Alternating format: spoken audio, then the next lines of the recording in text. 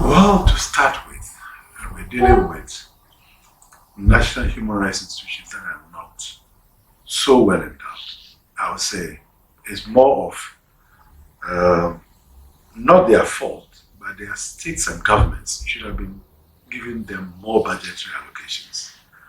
But apart from the few of them, including Chraj, which from our perspective is better endowed than quite a number of them, the biggest issue is funding for the operations of the national human rights institutions, which now have to maintain the network. So it becomes a big issue. Payment of subscriptions to ensure that the network runs with its programs and operations. And maybe from there we can now get development partner support. But you must have seed money, you must have your own resources to run. So that is the biggest issue. That apart from that, all is well.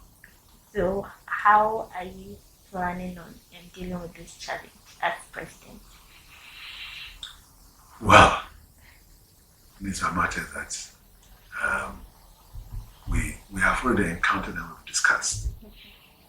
What we have decided as a network is to send goodwill missions to our various governments, highlighting the need for them to improve the resources of each national human rights institution, not only because it is good, but now it has become an indicator of good governance.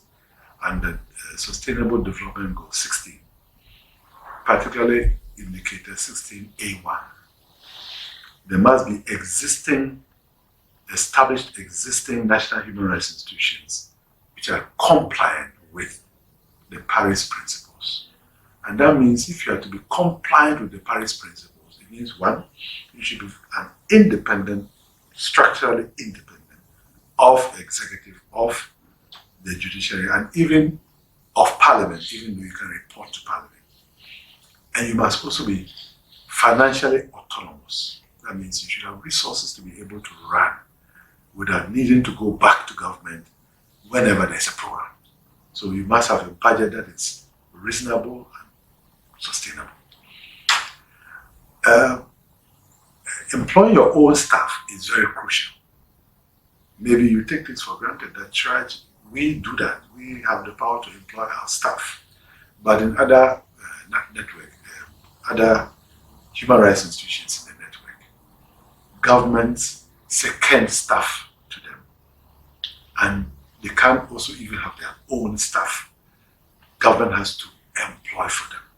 So those are all issues that we have to ensure that governments respect, as an indicator of good governance, respect Sustainable Goal 16, particularly the indicator that I mentioned, 16A1.